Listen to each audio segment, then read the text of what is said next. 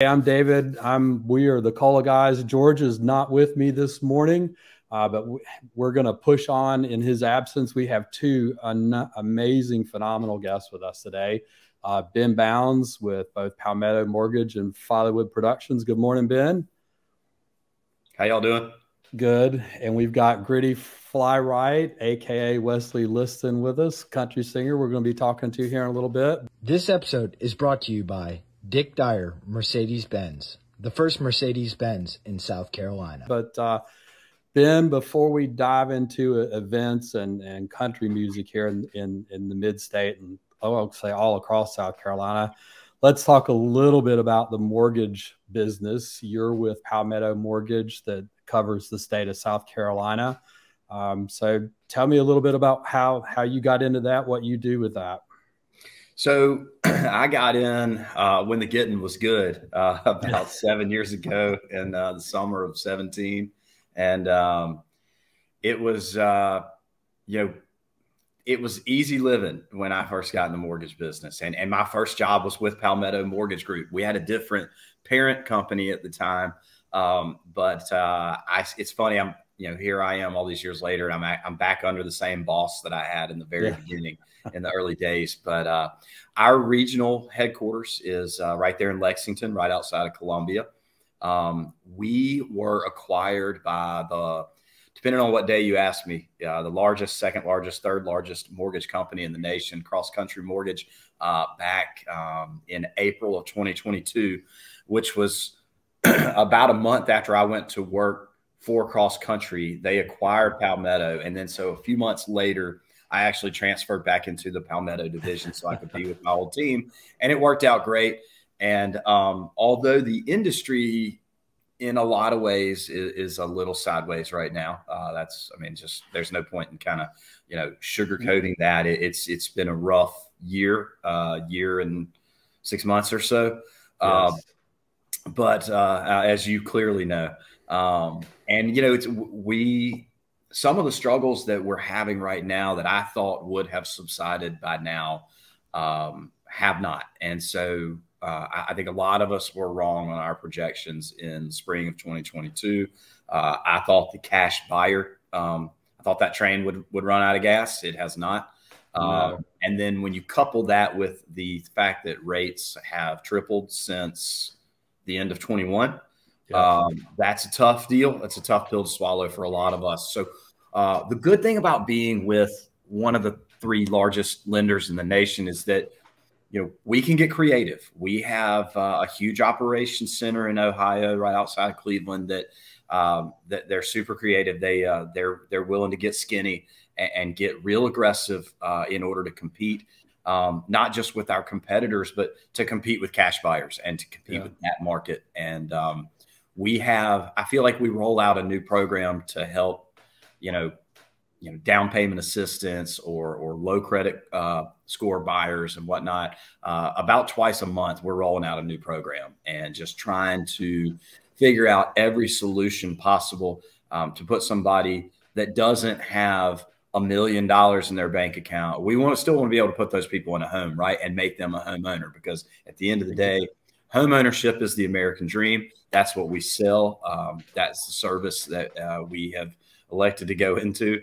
And so we take it very seriously, and we're doing everything we can to hang on. I think we're going to get some relief, but it's starting to look like it's going to be end of the year, first of next year, which I know that's not what a lot of potential home buyers want to hear. The next 90 days is probably not going to be any better than the previous 90 days, but I do think that there's relief in sight on the horizon. It's just going to be a little further out than most of us would like. Yeah, so this weekend I had one of my clients got beat out by a cash buyer, and it is what it is, right? Look, if I get 5 leads a week, I lose 4 of them to a cash buyer, and that's 80%. It's more like 92% right now for me personally. Wow. With the leads I get, so it's bad. I mean, in that regard, it can be really challenging. Well, I've got cash buyer clients, so I sit on both sides of the fence. It's good when it's one way and harder when it's the other. So what do you do? Right. Right. So, well, I know you guys have a beautiful office over in Lexington. I've had the opportunity to go over there and take a look at it. And so you know, anybody that comes in over there is definitely impressed. And I guess one of the things I took away from when I went over there is like they're really focused on your employees, because y'all have got a big, beautiful social area in that office, big, beautiful training center downstairs, and your own little private Sorinex gym down in there. To work out in. So, you know, we've got an indoor meeting space that holds about 150. So if there's real estate firms, you know, in the Midlands that want to come in and have a lunch and learn or a happy hour or even a power breakfast, something along those lines, we can do that. We've had some real estate companies come in and do all day training where they came in, they were there from 8 to 5. And so that's something that we offer. We also have an outdoor meeting space that holds about 60. And we may actually incorporate that into a Business and Brews. My boss, Brian Prawl, who's the regional president for Palmetto Mortgage Group and Cross Country Mortgage, he runs basically the Carolinas, Northeast Georgia, East Tennessee, and South Virginia. And I think he's got a little bit of North Florida too. So he's got a large footprint and a very big region. I think he has the second or third largest region within the cross country footprint. So he's an absolute stud. One of my best friends. Like I said, I've worked for him off and on for the last 7 years, and couldn't be a better guy. Gritty got to meet him last week in Columbia, so that was cool. We all got to bro down over a couple of bourbons, and that was fun with Ray Tanner, athletic director from South Carolina. So, we, you know, it's funny you mentioned our employees being kind of a focus. I would say that employee retention wasn't a term used very often when I got into the business and everybody was making, you know, tons of money because nobody was worried about it. People were jumping ship. They go to work for this company and then they go to work for that company and then they'd come back and blah, blah, blah. And I did that. So, you know, I get it. It has been, I would say the employee retention thing over the last 18 months has been a major focus for us. And I think we've done a great job. I want to say that when the numbers came out at the end of Q2, we had the second highest employee retention in the nation. That's huge. That's awesome. Well, congratulations to y'all. I know you run a great ship. I've met Brian a couple of times. Good, solid guy. I know I've sent customers your way. They've always been taken care of by Teresa LeJohn over there in that office. Just super. Oh, Teresa. Ladies. So yeah. So, well, let's, you know, there's so many like weird things going on in real estate. Let's just kind of put that to the side, because you brought up your Business and Brews or Business and Bourbon or Business and Bourbon events. You also run an event company on the side. Yeah, so it's funny. You know, Business and Brews started, they launched it about a month or two before I moved to Greenville. My friend Stephen Piper started the original chapter in Greenville right as I was transitioning from Charleston up to Greenville. And he's one of the first people I met there. And he actually asked me to be a speaker there when I was running business development for the South Carolina Football Hall of Fame. And we had our enshrinement ceremony coming up, which I was directing and all that good stuff. And we had an amazing class back in 2017. You know, Levon Kirkland, who lives in Columbia now, even though he's a Clemson guy. And we had a really an amazing class that year. But I went and spoke. I was like the sixth or seventh speaker at Business and Brews. Oh, wow. And about, I think the next month, they asked me to help them secure a speaker in a venue. And I ended up bringing in Mike Buddy, who at the time was the athletic director at Furman. He's at Army now, and he's considered one of the fastest rising stars in collegiate athletics. I wouldn't be surprised at all if in the next 12 months we hear that Mike has taken an ACC or SEC job. So keep an eye out for that. Great guy. Loved working with him. He was on I think he was the number 2 guy on the NCAA baseball committee a year or two ago. So he's very involved and a great speaker too. And after that event, Stephen asked me to become his partner of Business and Brews. And then after a few months, he asked me to kind of take the lead and let him. He's got several kids and was he was breaking off from the insurance company he worked for and starting his own venture. And so he said, "Hey, can I move into the backseat role and you take this, you take this on?" And I said, "Yeah, no problem." And it worked out because I had not quite lived in Greenville for a year yet. And so I needed something to kind of help me make a splash in that market. And man, it was like two ships passing in the night, and it was fate, and it worked out great. And here we are 7 years later, putting on great events all over the state of South Carolina. We didn't know when I first got involved that we were going to take it to Charleston and then take it to Columbia. We've done 3 events in Denver, Colorado. We've done 4 events in South Florida. We've looked into doing Asheville market, maybe the Hilton Head area, maybe the South Charlotte area, and maybe the Myrtle Beach area. So we're looking all over. As Palmetto grows and as Follywood grows, that's the cool thing, is I'm able to intermingle the 2 companies I work with. And so I think there's going to be some growth for Business and Brews on the horizon as well.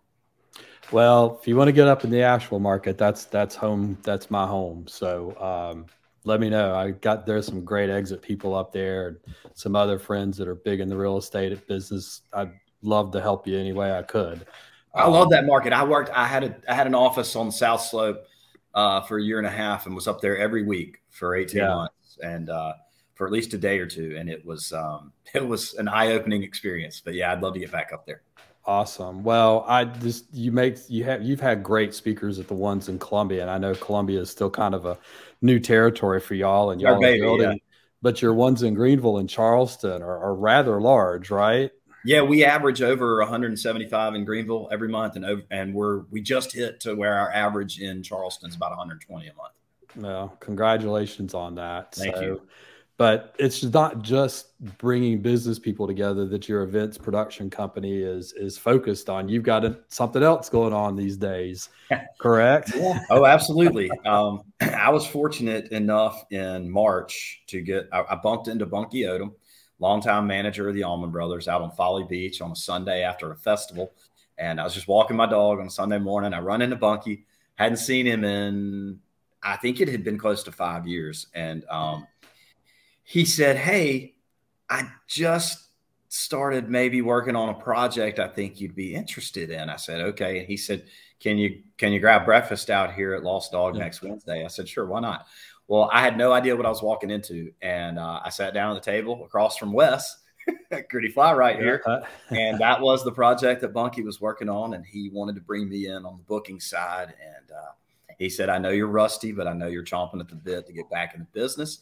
He said, "I think I got something you're really going to like." And I got to meet Wes, hung out for about 2 hours. They gave me a CD. I popped it in, which is, I'm old school. So I throw the CD in and drive back to Mount Pleasant. And by the time I got to Mount Pleasant, I called Bunky back. I said, "I'm in. Let me know what you need." So it took about 45 minutes for me to make that decision. And that we've been going strong ever since. I had another meeting with Gritty about a week later, and we hit the road, running and gunning from that moment forward. And I think we've really done a lot of great work in a short amount of time. That was only 6 months ago. As a matter of fact, it was not quite 6 months ago. So that's how fast all this came together, and it's been awesome. That's fun. So you've been seeing Wesley sitting there on the screen, just kind of waiting his turn. So Wesley, welcome to the Cola Guys, and we are excited to have you on. And so why don't you just start a little bit, tell our audience about yourself and what you're doing and how you got into the industry. Well, thank you, David, for having me on. And thank you to Ben. I was seeing Ben up here and wanting to hug him and thank him. We put together another solid show last night in Anderson, South Carolina, with supporting Martina McBride. And it was a great venue, and my guys enjoyed themselves. And that was a Follywood Productions, Ben Bounds, making something happen. So yeah, thank you. But it was cool. I mean, going back, it's very surreal when you get a phone call from Bunky Odom. And, if you don't know Bunky Odom, you just Google him, or you Allman Brothers. I think he's top of the mountain. and he was with them for what, 15 years. Well, I think it was 30 something. Yeah. So he's with them for a generation. And, so I was flattered. I remember going in and telling my wife and calling my uncle and just being like, I'm just flattered. He wants to meet and eat. And so I got a relationship going with Bunky and was able to connect with Ben. And Ben has outworked anybody that I've been around. If you know him at all, I mean, it's a everyday, and some of it is just a simple, like, he has a great work ethic and he's very disciplined. But there's also a beautiful side of Ben, is that he's creative. He's a dreamer, a schemer. I always tell him, like, he does not laugh. If I'm like, I think we need to do this. I think we need to do this. He's like, I don't see why not. So there's a wonderful discipline side to him. He's very structured, very good with logistics. There's also we're like standing there like a kid, like looking around like in a toy store, like we want the top shelf toy. Yeah. And so with that comes, I feel like we're in a good movement right now. So we're still doing a lot of regional things, but we're also doing some traveling. We're saying yes to stuff in 24 that has already moved the needle, is what we say. And I'm enjoying it. Yeah. I enjoy it. I probably call him too much. He and I are friends and talk about all types of stuff. And it's been good. As far as me getting into music, I was a school teacher. I went to University of South Carolina, and I'm an elementary education major and still a certified teacher. So the story goes all the way back to me finishing Carolina, teaching 4th and 5th grade in Charleston County, Colleton County. And then I did some guidance counseling downtown on the peninsula at Meminger Elementary. And just kind of leaning on music. It's just something I never really did, but I started leaning on music to bring it to my kids. Yeah. And then kind of selfishly kind of looked at it like, oh man, I love music so much. And there's a harmonica, there's a guitar. I wonder if I could. And my wife encouraged me. A good friend of mine, Graham Worley, encouraged me and kind of was like, I think you ought to take a step this way with it. And started playing, and then I started writing and put out I think the first original song that I put out on all the platforms was in 2020. And I put some singles out and then ended up putting a record out. And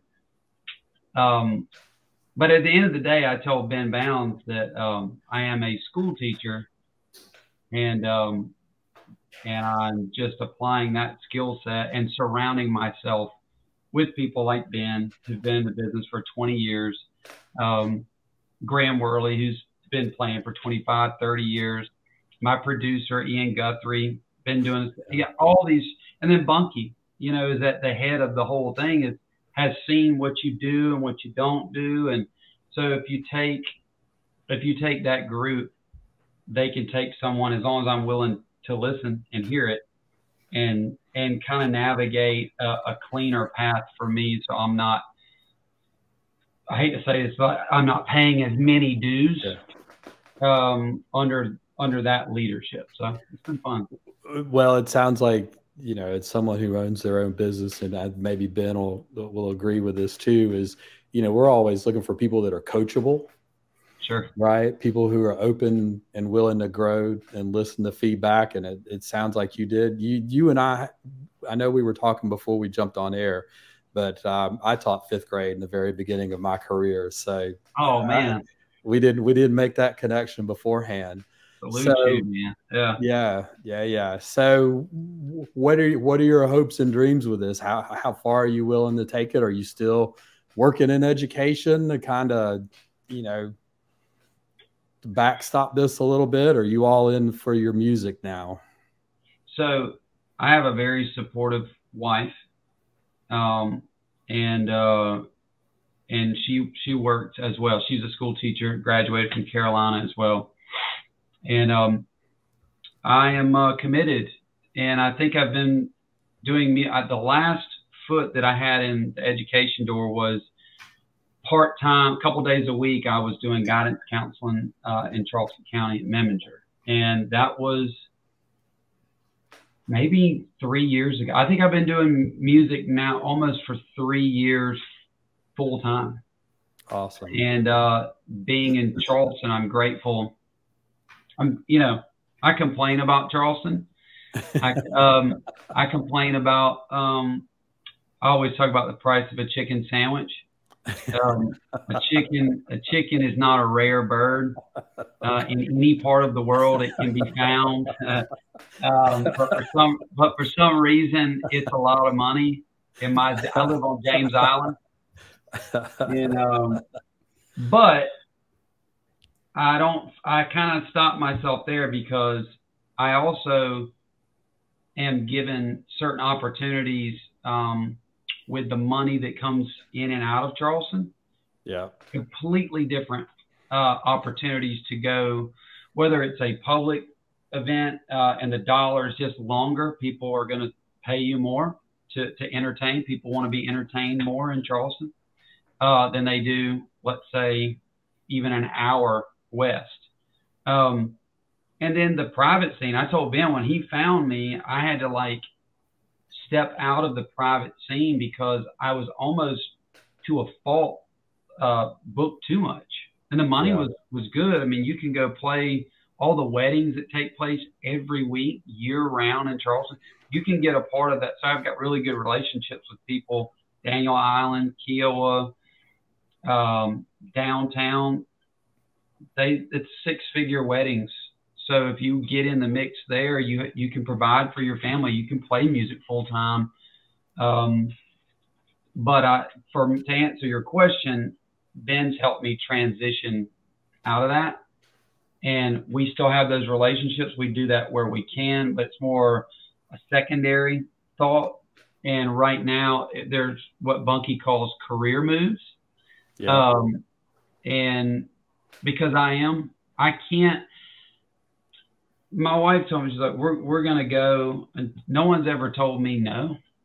No one's ever said, I like what you're doing, but I think you've kind of plateaued, or I like, you had a good run.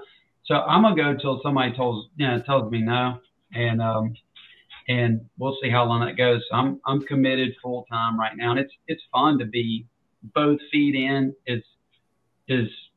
I enjoy it more. I enjoy it more being 100% committed. Yes, I'm still a school teacher, but I'm not teaching school anymore. And I'm just laser focused with Ben and Bunky, trying to put myself in a position to push the music as far as I can. Yeah, that's a great story. What do you think your biggest challenge is for you right now? Is it writing? Is it performing? Is it creating the performance based on the music that you're creating? The biggest challenge, I think, for me is for 7 years, in some capacity, I have been in charge of everything. It's a small business, and I'm not a businessman. I'm a school teacher, and I'm running this brand, this business, this social media hat, this manager hat, this booking agent hat. I did, there were so many things. My equipment. I am the show when I get there. I mean, there were about 5 or 6 different roles that I was doing, and I think that's been the hardest part. Even yesterday, it wasn't the music. My biggest challenge is not writing. I enjoyed the songs that I've written. I'm very proud of the record that's out right now.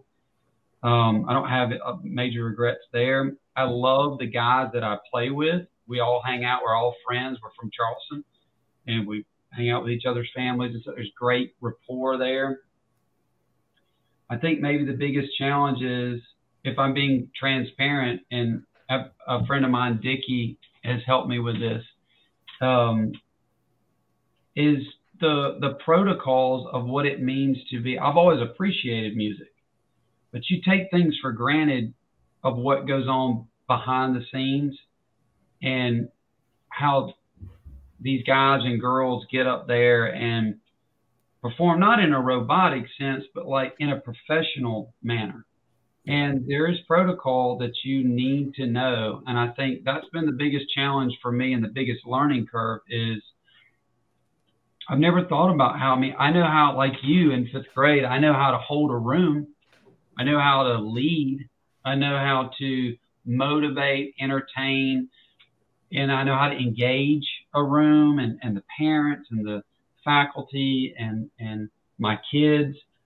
But on a stage, there are different expectations. And I think the biggest challenge for me is going from, hey, this is a little bit kind of a loose, wow, I love music, I'm just grateful to be here, thank you so much, I'm just great, all this, a lot of humility that needs to stay there, but there's got to be some structure and some confidence and command of the stage and command of the music that you're sending out. Otherwise, you lose the magic. That's what Dickie is always telling me. Like, there's a certain magic that goes on, and you don't get that magic unless you can be aware of what's going on and then extend it out, and it comes off the stage, and then they give it back to you. And it's like, to do that, you might only have one opportunity, 2 opportunities in a show to have a moment.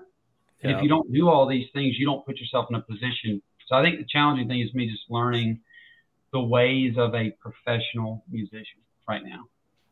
Tune back next week for when we finish up our conversation with Gritty Flyright and Ben Bounds.